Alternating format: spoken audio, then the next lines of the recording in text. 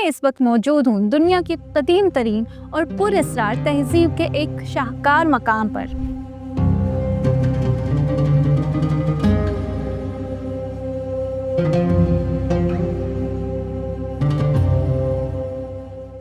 جی ہاں، یہ وہی شہر ہے جسے سندھی زبان میں مردوں کا ٹیلا کہا جاتا ہے، لیکن حقیقت یہ ہے کہ یہ شہر کبھی زندگی سے لبریز تھا۔ ایک ایسا شہر جو آج سے تقریباً 5000 سال پہلے دنیا کو حیران کر دینے والی ترقی اور تہذیب کا مرکز تھا۔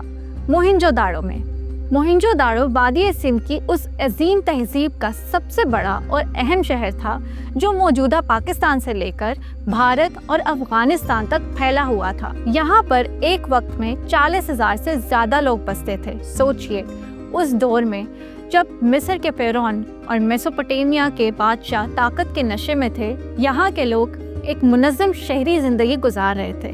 آج سے ہزاروں سال پہلے یہاں 700 سے زائد کنویں کھودے گئے تھے تاکہ لوگوں کو صاف پانی مہیا ہو سکے۔ اس شہر کی سب سے حیران کن بات اس کا شاندار سیوریج سسٹم تھا۔ گھروں میں نجی غسل خانے اور چھپے ہوئے بیت الخلاء تھے، اور گندے پانی کے لیے ڈھکے ہوئے نالے پورے شہر میں جڑے ہوئے تھے۔ اور سب سے دلچسپ بات یہاں کا مشہور گریٹ باتھ، ایک اجتماعی غسل خانہ جو 12 میٹر لمبا اور 7 میٹر چوڑا تھا۔ یہ مذہبی رسومات یا کمیونٹی اجتماعات کے لیے استعمال ہوتا تھا۔ موہنجو داڑو کے لوگ بہت منظم تھے۔ یہاں کے باسی کپاس اگاتے اور بنتے تھے۔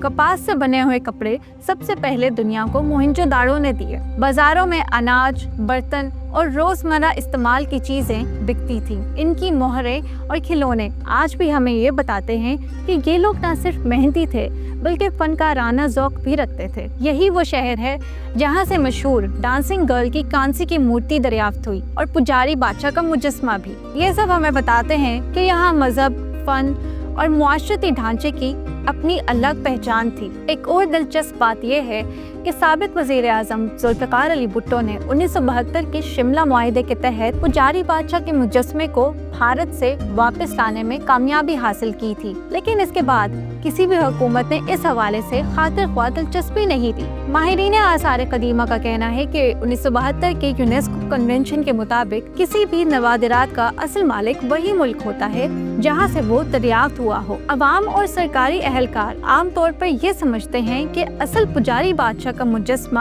نیشنل میوزیم کراچی میں موجود ہے، لیکن عجائب گھر کے حکام کا کہنا ہے کہ وہ اصل نہیں بلکہ نقل ہے۔ 2012 میں سندھ محکمہ آثار قدیمہ کے ڈائریکٹر قاسم علی قاسم نے ایکسپریس ٹریبیون سے بات کرتے ہوئے بتایا کہ یہ ایک نایاب نوادر ہے، اس لیے ہم نے اسے محفوظ کر رکھا ہے، جبکہ نمائش کے لیے اس کی نقل نیشنل میوزیم کراچی اور موہنجو داڑو دونوں جگہ رکھی گئی ہے۔ مگر سوال یہ ہے کہ اتنا عظیم شہر آخر کیوں تباہ ہوا؟ اس کا راز آج بھی ایک پراسرار معمہ ہے۔ کچھ ماہرین کے مطابق دریائے سندھ کا رخ بدل گیا تھا۔ کچھ کا کہنا ہے کہ قدرتی آفات جیسے زلزلہ یا سیلاب نے اس شہر کو صفحہ ہستی سے مٹا دیا، اور کچھ کے نزدیک یہ شہر آہستہ آہستہ اپنی ہی اندرونی کمزوریوں اور وسائل کی کمی کی وجہ سے زوال پذیر ہوا۔ موہنجو داڑو پہلی بار 1911 میں دریافت کیا گیا، اور پھر 1922 میں بڑے پیمانے پر کھدائی کے بعد